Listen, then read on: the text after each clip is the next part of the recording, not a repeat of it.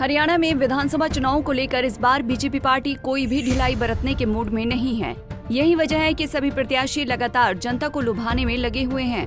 इसी कड़ी में फरीदाबाद जिले की बड़खल विधानसभा से बीजेपी प्रत्याशी धनेश अदलखा लगातार प्रचार अभियान में जुटे हुए हैं और लोगों से संवाद कर रहे हैं। हाल ही में बड़खल में परिवार मिलन समारोह का आयोजन किया गया, जिसमें धनेश अदलखा ने बतौर मुख्य अतिथि शिरकत की, जहां लोगों ने उन्हें फूल माला पहनाकर और गुलदस्ता भेंट कर उनका स्वागत किया।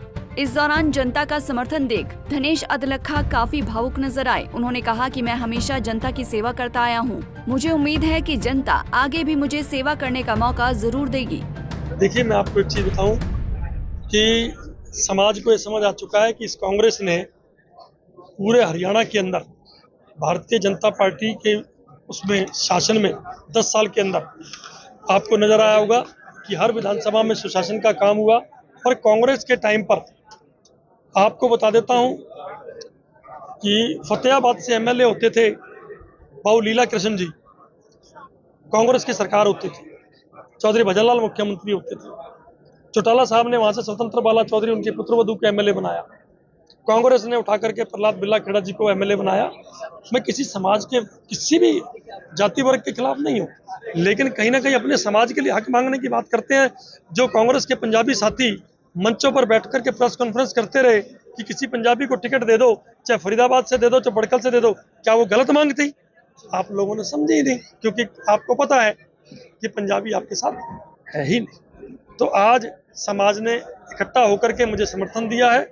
साथ ही साथ मैं इस बात का वचन देता हूं कि 36 बिरादरी के साथ मिलकर के मैंने अपने वार्ड का विकास किया। 3 बार उन्होंने मुझे पार्षद बनाया। मैं उसी तरीके से इस विधानसभा का विकास भी उसी तरीके से करूंगा। लेकिन कांग्रेस से पूछता हूं कि हांसी से आपने कभी हमारा एमएलए होता था, खत्म कर दिया। हिसार से हमारा एमएलए होता था, खत्म कर दिया। टोहाना से हमारा एमएलए होता था, खत्म कर दिया। सोनीपत से हमने निखिल मदान को टिकट दे करके दोबारा समाज को खड़ा करने का प्रयास किया है। पलवल से हमारा समाज इकट्ठा होता था। आज आप देखिए ना, गुड़गांव में आपने क्या किया? पिछली बार उससे पिछली बार 3 बार आपने तोड़ा।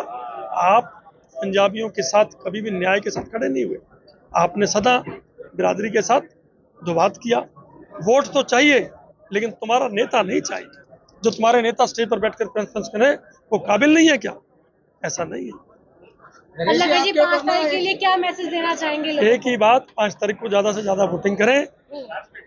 नायब सिंह सैनी जी की सरकार में सबसे पहला अपना जवाब देते नजर। मैंने आपको बताया ना कि मैं जिंदगी भर मकान नंबर 1D 1A में रहूंगा, जहां मैंने शिफ्ट कर लिया है। मेरा अपना है। 1D 6A के सामने मेरे पास 10 साल से अपना जो मेरा ऑफिस है, वो मेरा ऑफिस है। उसी को मैंने कार्यालय बनाया। अभी तो कहां से बाहरी? आप एक काम करो, जितने भी सामाजिक संस्थाएं, धार्मिक संस्थाएं, गुरुद्वारा साहिब हैं, मंदिर हैं, उनके पदाधिकारी, उनकी संस्थाएं सब बता देंगी कि धनेश अदलखा ने हमारे साथ मिलकर के दिल से काम किया नहीं किया। इन बातों का मैं विपक्ष के जवाब नहीं देना चाहता कि वो क्या कहना चाहेंगे? आने वाली 5 तारीख को अपने हाथ मजबूत करिए।